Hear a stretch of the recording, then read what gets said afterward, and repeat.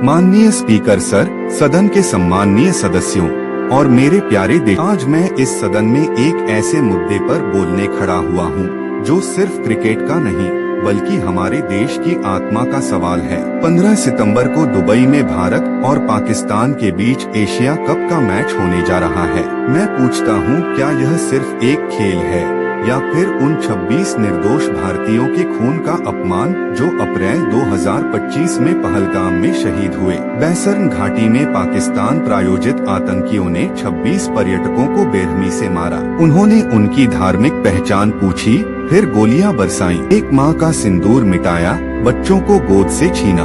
Operation सिंदूर में हमने जवाब दिया, लेकिन क्या वह जवाब पूरा था? क्या आतंकवाद रुका? नहीं। फिर हम पाकिस्तान के साथ क्रिकेट क्यों खेल रहे हैं? मेरा ज़मीर मुझे इस मैच को स्वीकार करने की इजाज़त नहीं देता। जब पाकिस्तानी विमान हमारी हवाई सीमा में नहीं घुस सकते, उनकी नावें हमारे समुद्र में नहीं आ सकती, व्यापार बंद है। सिंधु जल संधि को हमने 80% रोक दिया है। प्रधानमंत्री जी ने खुद कहा था कि खून और पानी साथ नहीं बह सकते, बातचीत और आतंकवाद साथ नहीं चल सकते, तो क्रिकेट कैसे खेल सकते हैं? क्या बीसीसीआई को हजारों करोड़ रुपए की कमाई इतनी जरूरी है कि हम उन 26 शहीदों के परिवारों का दर्द भूल जाएं? मैं पूछता हूँ, क्या इस सदन में कोई ऐसा है जो उन परिवारों से आंखें मिलाकर कह सकता है कि हमने बदला लिया?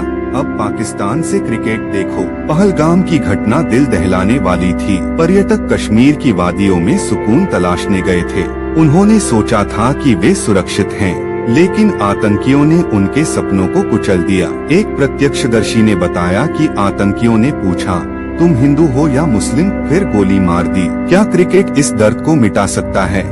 मैं एमीन की ओर से घोषणा करता हूं कि हम इस मैच का बहिष्कार करेंगे। मैं अपने मुस्लिम भाइयों बहनों से अपील करता हूं कि वे भी इसे न देखें, क्योंकि यह हमारे देश के सम्मान का सवाल है। यह सिर्फ हिंदू मुस्लिम का मसला नहीं, बल्कि हर भारतीय का दर्द है। आतंकवाद न हिंदू देखता है न मुस्लिम, वह सिर्फ खून बहाता है। मैं सरकार से सवाल करता हूं, आप कहते हैं कि यह राष्ट्रीय गौरव का मुद्दा है, लेकिन क्या यह गौरव है कि पैसे के लिए पाकिस्तान से हाथ मिलाएं? गृह मंत्री जी ने कहा था कि हिंदू आतंकवाद जैसा कुछ नहीं होता, लेकिन मैं याद दिलाता हूं कि नाथूराम गोडसे ने महात्मा गांधी को मारा था, वह आतंकवादी था। आज पाकिस्तान आतंक फैला रहा है और आप क्रिकेट खेल रहे हैं। यह दोहरा चरित्र क्यों? 1971 में इंदिरा गांधी ने पाकिस्तान को हराया, 93,000 सैनिकों को सरेंडर करवाया। आज का भारत इतना कमजोर क्यों? क्या बीसीसीआई की कमाई राष्ट्रीय सम्मान से बड़ी हो गई है? मैं देशवासियों से अपील करता हूँ,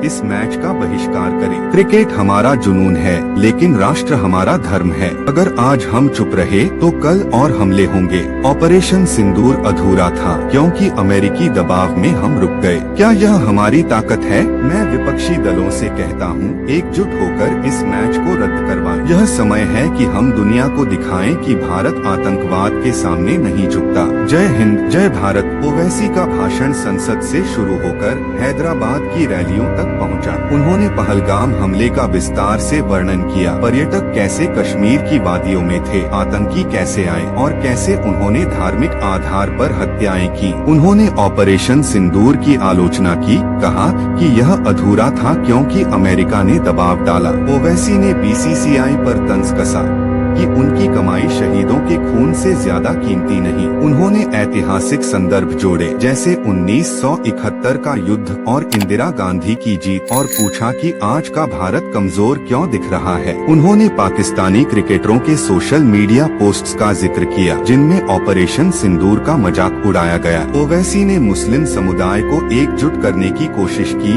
लेकिन जोर दिया कि यह राष्ट्रीय मुद्दा है। लोकसभा में विपक्ष के नेता के रूप में 31 जुलाई 2025 को दिया गया भाषण। राहुल ने विदेश नीति पर सरकार को घेरा। माननीय स्पीकर, सम्माननीय सदस्यों और मेरे प्यारे देशवासियों, भारत की सबसे बड़ी विदेश नीति चुनौती क्या है? पाकिस्तान और चीन को अलग रखना। लेकिन मोदी सरकार ने क्या किया? इन दोनों को एकजुट कर दिया। अप्रैल 2025 में पहलगाम हमले में 26 निर्दोष भारतीय मारे गए। ऑपरेशन सिंदूर में हमने जवाब दिया, लेकिन अधूरा।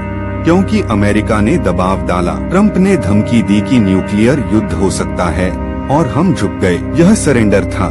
और अब दुबई में पाकिस्तान के साथ क्रिकेट मैच। यह क्या है? आतंकवाद के साथ दोस्ती। मैं विदेश मंत्री जयशंकर जी से सवाल करता हूँ, ऑपरेशन सिंदूर शुरू करने से पहले आपने पाकिस्तान को सूचना क्यों दी? आपने संसद में स्वीकार किया कि उन्हें पहले से पता था। कितने भारतीय विमान और सैनिक हमने खोए क्योंकि पाकिस्तान तैयार था। यह राष्ट्रीय सुरक्षा के साथ खिलवाड़ है। जनरल राहुल सिंह ने खुलासा किया कि चीन ने पाकिस्तान को लाइव बैटलफील्ड इंटेलिजेंस दी, फिर भी हम क्रिकेट खेल रहे हैं। यह कमजोरी है और इसे छिपाने के लिए सरकार कह रही है कि यह राष्ट्रीय गौरव है। पहलगाम के 26 शहीदों के परिवार आज रो रहे हैं। वे कहते हैं मैच मत खेलो, लेकिन सरकार बीसीसीआई की कमाई के पीछे भाग रही है। यह वही बीसीसीआई है जिसके प्रमुख जय शाह हैं। क्या यह संयोग है कि सत्तारूढ़ पार्टी के करीबी इसका संचालन करते हैं?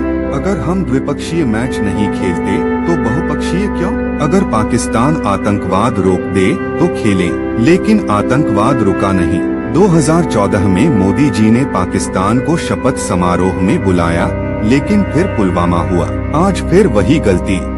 हमारी विदेश नीति का दावा है कि भारत विश्वगुरु है, लेकिन हकीकत में पाकिस्तान और चीन एक साथ आ गए। ऑपरेशन सिंदूर में हमने साहस दिखाया, लेकिन वह साहस अधूरा रह गया। मैं सरकार से पूछता हूँ, क्या आप उन 26 परिवारों से मिलने की हिम्मत रखते हैं? क्या आप उन्हें बता सकते हैं कि क्रिकेट खेलना जरूरी है? मैं देशवासियों से अपील करता हूँ, इस मैच का विरोध करें। कांग्रेस पार्टी इसे नहीं मानेगी। राष्ट्र पहले, क्रिकेट बाद में। जय हिंद। राहुल का भाषण विदेश नीति पर केंद्रित था। उन्होंने पुराने भाषणों का हवाला दिया जहां उन्होंने पाक चीन गठजोड़ की चेतावनी दी थी। उन्होंने ऑपरेशन सिंदूर के दौरान अमेरिकी मध्यस्थता का जिक्र किया, कहा कि ट्रंप ने 5 घंटे में हमले रुकवा दिए। उन्होंने बीसीसीआई पर नेपोटिज्म का आरोप लगाया, जय शाह को निशाना बनाया। राहुल ने कश्मीर के सैनिकों की शहादत और 1971 युद्ध की तुलना की। उन्होंने विपक्ष को एकजुट करने की कोशिश की, कहा कि भाजपा की नीति भारत को कमजोर कर रही है। युवा कांग्रेस ने विरोध प्रदर्शन किए और राहुल का यह बयान कि सरकार ने पाकिस्तान को मजबूत किया वायरल हो गया। अनुराग ठाकुर और दिलीप घोष की संयुक्त रैली 14 सितंबर 2025 को दिल्ली में। भाजपा ने इसे राष्ट्रीय एकता का मुद्दा बनाया। प्यारे भाइयों और बहनों, भारत माता की जय। आज हम यहाँ खड़े हैं भारत पाकिस्तान क्रिकेट मैच के दिन। पूरा देश स्क्रीन पर नजरें गड़ाए हैं, लेकिन विपक्ष चिल्ला रहा है, मैच रद्द करो, बहिष्कार करो। हम कहते हैं भारतीय टीम जीतेगी। पहलगाम हमले का दर्द हम सबके दिल में है। उन 26 शहीदों को हम सलाम करते हैं, लेकिन क्रिकेट रुकने से आतंकवाद रुकेगा क्या? हमने ऑपरेशन सिंदूर में पाकिस्तान के आतंकी ठिकानों को तबाह किया, उनके कैंप उजाड़े। अब मैदान पर भी उन्हें हराएंगे। यह एशिया कप है, बहुपक्षीय टूर्नामेंट। आईसीसी और एसीसी के नियम हैं। अगर हम नहीं खेलते तो फॉरफिट करना पड़ेगा। क्या विपक्ष चाहता है कि भारत बिना लड़े हार माने? हमारी नीति साफ है, द्विपक्षीय मैच तब तक नहीं जब तक आतंकवाद रुके, लेकिन बहुपक्षीय में हम खेलते हैं क्योंकि यह राष्ट्रीय गौरव का सवाल है। विपक्ष इसे पैसे का लालच कहता है। यह भारत की ताकत दिखाने का मौका है। कांग्रेस के समय भी मैच हुए। 2011 वर्ल्ड कप में मनमोहन सिंह ने पाकिस्तानी पीएम को बुलाया था, तब कोई बहिष्कार क्यों नहीं हुआ? आज हम मजबूत हैं। मोदी जी की नीति ने भारत को विश्व में खड़ा किया। पहलगाम के शहीदों को श्रद्धांजलि, लेकिन हमें मैदान पर भी जीतना है। भारतीय टीम को हमारी शुभकामनाएं। जाओ, देश का नाम रोशन करो। भारत माता की जय। भाजपा ने इसे मजबूरी लेकिन गौरव बताया। अनुराग ठाकुर ने कहा कि भारत नहीं झुकेगा। दिलीप घोष ने विपक्ष पर तंज कसा कि उनकी देशभक्ति सिर्फ मैच के समय जागती है। रैली में 2007 वर्ल्ड कप की जीत की क्लिप दिखाई गई। ठाकुर ने बीसीसीआई का बचाव किया, कहा कि उनकी नीति साफ है। उन्होंने ओवैसी और राहुल को पाकिस्तान समर्थक कहकर निशाना बनाया। रैली में नारे गूंजे, भारत माता की जय, यह विवाद सिर्फ क्रिकेट तक सीमित नहीं था। पहलगाम हमला 26 अप्रैल 2025 को हुआ, जब पाकिस्तान प्रायोजित आतंकियों ने बैसर्न घाटी में 26 पर्यटकों को धार्मिक आधार पर निशाना बनाया। महिलाओं का सिंदूर मिटाया गया, बच्चों को मारा गया। भारत ने जवाब में ऑपरेशन सिंदूर शुरू किया, जिसमें पाकिस्तान के आतंकी ठिकानों पर हमला किया गया, लेकिन अमेरिकी दबाव के कारण यह ऑपरेशन 5 घंटे में रुक। भारत ने 3 विमान और कई सैनिक खोए। इसने देश में गुस्सा भड़काया और जब बीसीसीआई ने एशिया कप में पाकिस्तान के खिलाफ खेलने का फैसला किया तो विवाद और गहरा गया। भारत पाक क्रिकेट की दुश्मनी 1947 के विभाजन से शुरू हुई। 1991 में शिवसेना ने मुंबई में पिच खोद दी थी। 2008 के मुंबई हमले के बाद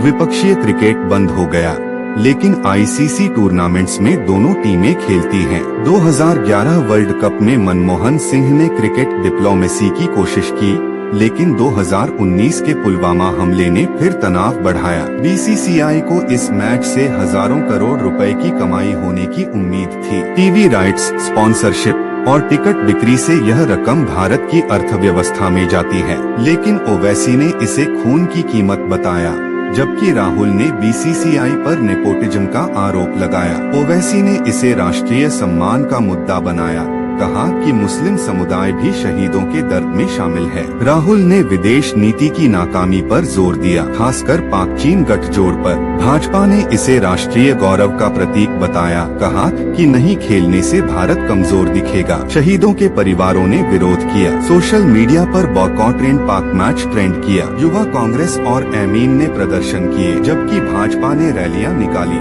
कुछ प्रशंसकों ने कहा कि क्रिकेट खेल को अलग रखना चाहिए, लेकिन ज्यादातर का मानना था कि पहलगाम का दर्द ताजा है। यह मैच सिर्फ खेल नहीं, बल्कि राष्ट्रीय भावनाओं, राजनीति और कूटनीति का संगम था। ओवैसी ने इसे आतंकवाद के खिलाफ संदेश देने का मौका बताया।